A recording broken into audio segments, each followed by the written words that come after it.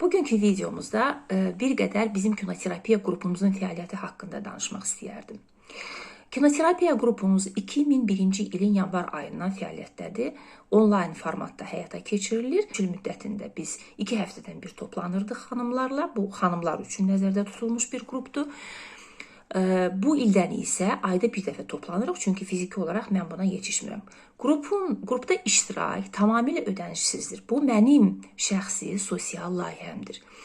Mənim zəkatımdır, işimin bir zəkatıdır. Hər bir gəlir gətirən fəaliyyətin bir zəkatı olmalıdır. Bu da mən düşünürəm Azərbaycan cəmiyyətinə verə biləcəyim kiçicik bir töhfə ola bilər. Ona görə də burada iştirak etmək üçün xanımlar heç bir ödəniş etmirlər. Onlayn formatda öz evlərindən, öz məkanlarından ayda bir dəfə qoşularaq qrup müzakirəsində, qrup terapiyasında, psixoterapiyada iştirak edə bilirlər. Niyə görə qrup terapiyasının önəmi haqqında çox danışmaq istəmirəm. Sadəcə onu demək gərəkir ki, burada əlbəttə ki, qrup terapiyası fərdi terapiya deyil. Qrup terapiyası köməkçi terapiya növü hesab olunur, amma qrup çox böyük gücə malikdir. Qrup terapiyasının banilərindən biri olan Jacob Moreno'nun bu haqda bir kəlməsini sitat gətirmək istəyərdim. Jacob Moreno qrup terapiyası haqqında belə demişdir. Əgər Tanrı yer üzünə enmək istəsəydi, o bir qrup şəklində inərdi. Jacob Moreno özü imanlı bir insan olur, yəni ateist olmur, çox imanlı bir insan olur və hətta xidmətdə olur, xidmətdə bir müddət işləmiş olur o. O qrup terapiyasının gücünü vurğulamaq üçün bu metafora gətirir. Qrup bir gücdür və qrupda bir insanın, iştirak edən insanın baxış nöqtəsi genişlənir. Bu necə baş verir? Baxın, son 10 ildə travma haqqında o qədər çox danışılıb ki, psixoloji travma haqqında. Hətta bizim həssas analarımız uşaqlarına heç bir frustrasiya yaşatmaq belə istəmirlər. Amandır, uşaq travmalar. Amma baxın, hadisə o zaman travma olur ki, biz ona izah tapa bilmirik. Bir hadisəni əgər biz izah eləyə biliriksə, ona bir interpretasiya verə biliriksə, onu analiz edə biliriksə, o bizə travmatik iz buraxmır. Bu baxımdan kinoterapiya bizə çox böyük fürsətlər verir. Belə ki, filmlərdə qəhrəmanların düşdükləri fərqli problemli situasiyalar bizə imkan verir ki, biz onlarla birlikdə onların yaşadıkları hissləri az da olsa yaşaya bilək və bunu sonra qrupda müzakirə edə bilək. Və bu müzakirədə əlbəttə ki, biri var ki, siz filmə 2 gözlə baxasınız, bir də var ki, 30-40 nəfərin gözü ilə baxasınız. Burada mütləq ki, bir fərq var. Çünki 30 insanın baxışı fərqlidir.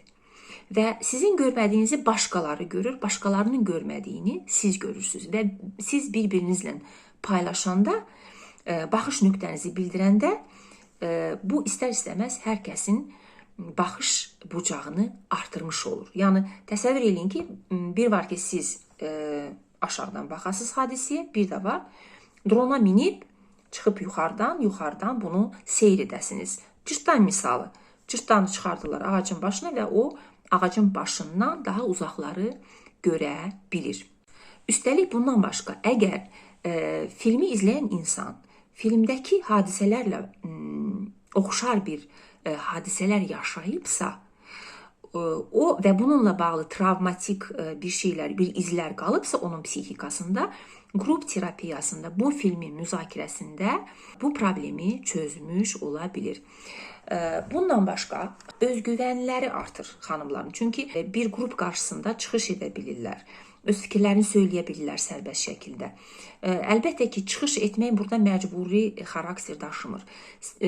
İştirakçı xanımlar çıxış da eləyə bilərlər, çıxış etməyə də bilərlər, yəni pasiv iştirak edə bilərlər. Var 10 ön halqada əyləşənlər, ön sırada əyləşənlər, onlar çıxış edirlər. Arxa sırada əyləşənlər isə pasiv izləyici ola bilirlər və bu da onların əlbəttə ki, baxış bucaqlarının genişlənməsinə səbəb olur.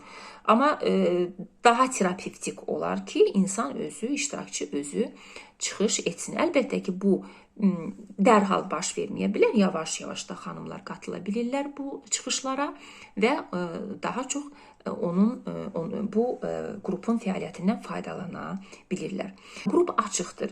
Qrupa hər bir xanım, istər Azərbaycanda yaşayır, istər xaricdə yaşayır, qatıla bilir.